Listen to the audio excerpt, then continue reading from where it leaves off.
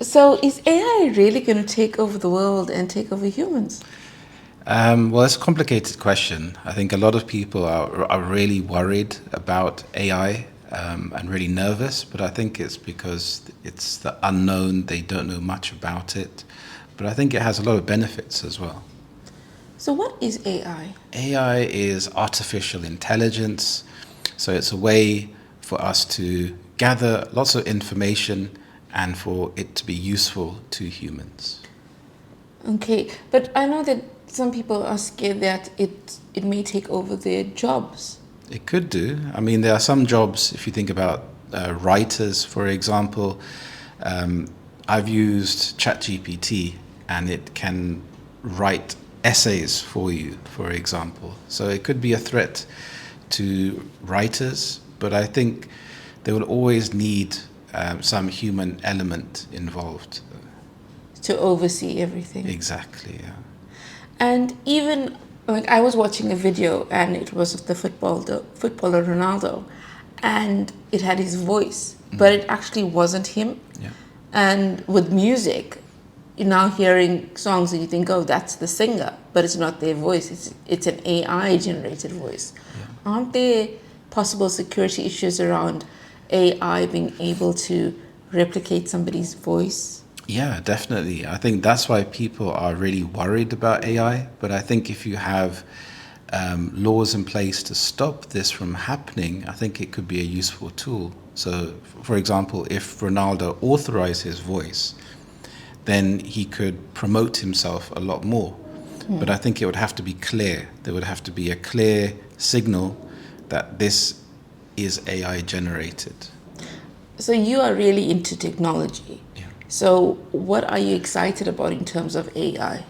Just how in the future I foresee it being like a personal assistant. So now if you go to Google and you're searching for some information, it can take you time to try to find what you're looking for. But with AI, it can find it for you so quickly. And I just think that it opens up so many more possibilities. So in the Will Smith movie, remember that movie? Yeah, I, Robot. Yeah, so robots took over, Yeah. and the robot was able to think for itself. Yeah. So how are people and companies going to prevent things like that from happening? Well, I think it all depends on the programming that they put in place. So eventually, I think people are really scared of the fact that AI can, if it starts to think for itself, then it could see humans as a threat. So I think I think it would be naive to think that this isn't a possibility, but I think that it's more useful. And I think, like I said before, I think people are just scared of the unknown. So anything that is uncertain, Yeah, it kind of induces fear in people. exactly. And what are some of the examples of AI that you've come across? You spoke about ChatGPT, but what are other examples that you've come across? Um, that's it, really. I mean, I've used ChatGPT. There's other software that you can use to I know create that AI images. AI can actually create art. Yeah. So if you write a description, it can create that image for you. So if you want a cat riding a horse in space, it can create that for you. So but I think that's where you always need humans, because we can come up with those ideas, well, for now at least. And in terms of the creative industry, like I said, you could hear the music created by AI. Now we spoke about the art created by AI. So, an artist or a musician, what advice would you give them? Because they think, oh, well, is AI going to take over my job? Yeah, I think that they have the creativity, though, to create something original. And I think humans, for now, instinctively can understand or know when something is AI generated or when it comes from a human. But a really interesting aspect is that for AI to go to the next level, it has to understand humor and satire and being sarcastic. So this is what they're developing now. So once a human can understand and make jokes, it's part of something called the Turing test, where there are three people and you don't know which one is AI. And if you're able to identify the AI, then it can pass that test. But I think AI does have a lot of, I think, opportunities. I think there will be jobs created in the next 20 years that there aren't now. But you mentioned that, AI can get to the point where humans won't actually be able to detect that it is AI. Now that is concerning. Yeah, I think it depends on how you interface, how you interact with the AI. So what do you look forward to? In 10 years' time, how do you think it'll be? I think it will just be an extension of our everyday life. I think on our phones, I think it'll be a lot more advanced. It may even be listening. You may have the option for it to listen to you all the time. So you could interact with it. You can talk to it like a real friend.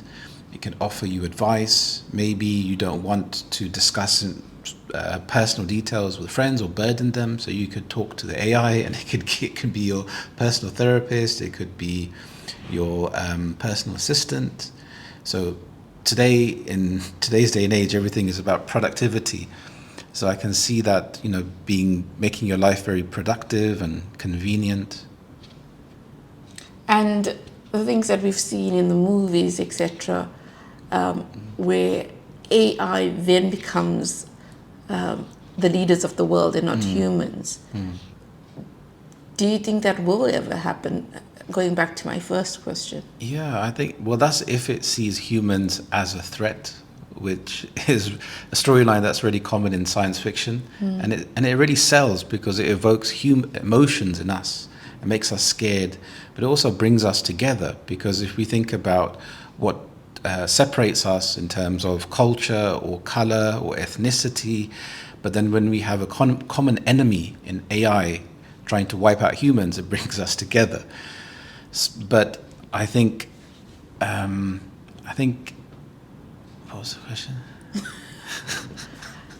So the amazing thing about ChatGPT is how quickly it actually provides answers. Like you can ask ChatGPT, what are the 5 ways of getting mental clarity? And it'll come up with answers within seconds. Yeah. The speed at which it does things, Yeah. it's quite fantastic. Yeah. I know I was apprehensive when you told me, Yeah. use ChatGPT, and I was like, no. And then I tried it, and I was really surprised by how good it is. Yeah, and it's really interesting because you have ChatGPT, you have Google's version, you have Microsoft's version. So ChatGPT, recently I read that it signed a deal with Reddit. So now it can collect information from Reddit posts. And this is only going to add to its ability to understand slang, how people interact. So it's being less formal, more informal. So that's why I think in the future it can be really useful as a personal assistant, doing tasks for you that you need to do if you need to come up with ideas. So there are many scenarios, many categories if you think about in your personal life and also for entertainment. It's fascinating that it'll actually be able to understand slang. Yeah.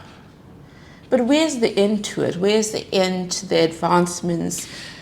I mean, there's a question is, do we need AI, or are we just developing it because we can? So what is the answer? I think partly, my personal opinion, I think we're developing it because we can. We have the technology to do it. But there isn't an end goal, like something like electricity, where, yes, we need lights in the dark and it helps our life. But it's similar to the internet. We didn't foresee how it would change everyone's life, and now it's become an essential utility. It's something that we need like water and electricity. So it's difficult to say where it's going in the future, and that's what makes it uncertain but also exciting as well. Yes, definitely. I mean, in the next 10, 20, 30 years, it's hard to really imagine what AI will be like. I mean, it may be such a huge part of our everyday lives. Yeah. Well, think about it like this. It could be like such an excellent tutor. So if you want to learn a new skill, you could use AI. So it could Yes. help you to learn a language, an instrument, or even if you're studying a subject, if you're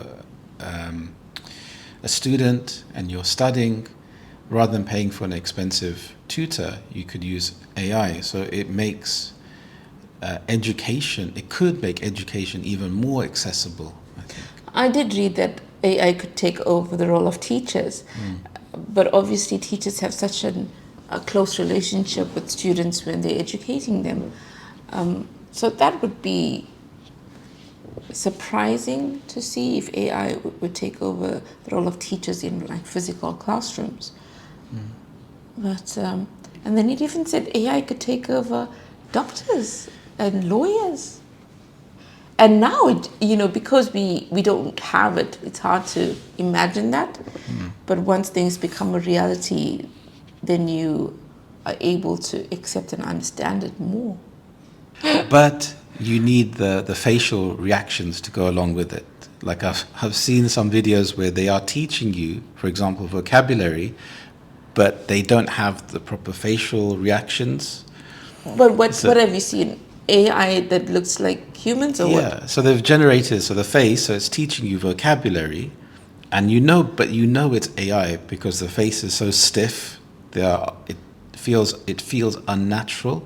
But does it actually look like a human face? Yeah, it looks like a human face, and the lips are moving in time with the words. Yes. But the other facial reactions are not there. So I think we're a long way off. I think that's another aspect that needs to be developed. But I actually think that we're not a long way off. I think that the speed at which they are trying to improve AI, it's moving at such a fast rate. I mean, like 5 years ago, AI wasn't as topical as it is right now. Don't you agree? Yeah, that's true. I mean, it's permeated pop culture. It's similar to things like Bitcoin. So like everyone and their nan knows the term Bitcoin. Even if they don't know what it is, they've heard of that term. It's the same thing with AI, but people don't know exactly what it is. So I think time will tell how we progress with it. Let us know, what do you think about AI? Are you excited about it? Are you scared? What do you know about AI? Educate us as well. So thank you so much for watching, and bye.